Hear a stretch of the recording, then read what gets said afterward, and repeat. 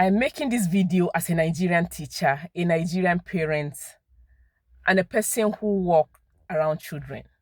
I would like to say this and say this probably. This is not going to be the last time, but we have to be said. It has to be said. Growing up in Nigeria, many of us were raised with the mindset that spare the road and spoil the child. Growing up in the 80s, 90s, and the early 2000s, we are not allowed to, some certain behaviors we are not allowed. There was corporal punishment and it never killed us.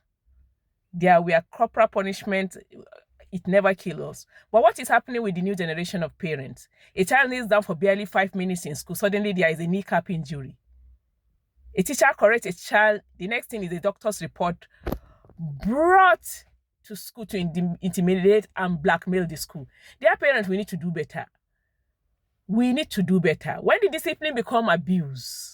When did correction become wickedness?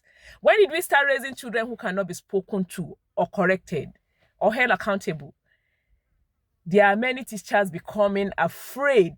They are becoming afraid of even talking to these children, of disciplining these children. Why? Why?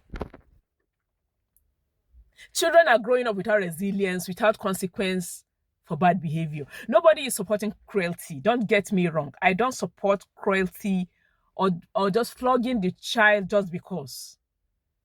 But please, our children need to be held accountable.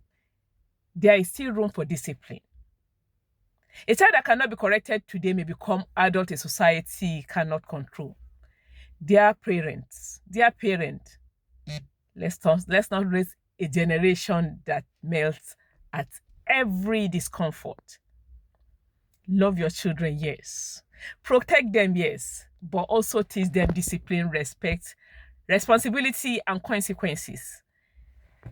This is how strong values are built. Please, let's do better. We can do better.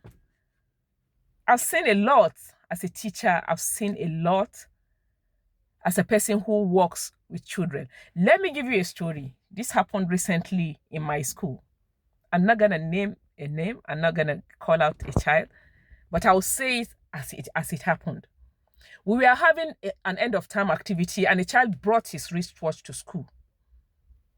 Another child picked up that wristwatch, a brand new wristwatch brought by this child.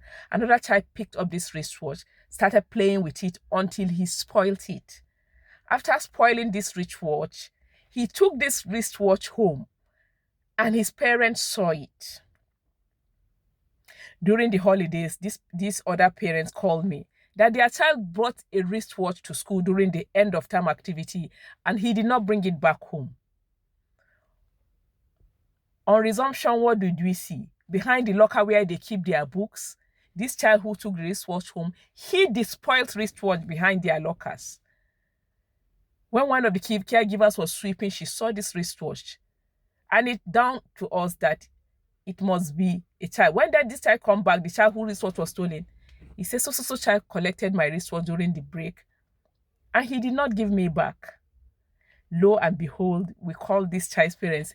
Yes, they said, yes, we saw him bring the wristwatch home. Oh, we thought it's just a toy wristwatch. It doesn't matter the value of the watch. If your child brings something that doesn't belong to him or her home, kindly correct that child. Ask them to send it back immediately. Call the school authority to find out who that property belonged to. So when the other child's parents talked they were asking what really happened to the child's wristwatch. This other parent are saying, how much is even the wristwatch safe? How much is the wristwatch safe? We'll go pay them back. It is not about the worth of the wristwatch. It's about your children taking things that don't belong to them. Please, let's do better, dear parent. We need to do better. We were raised differently. Let's do better with the future. Thank you very much. Yours faithfully, That African Mom.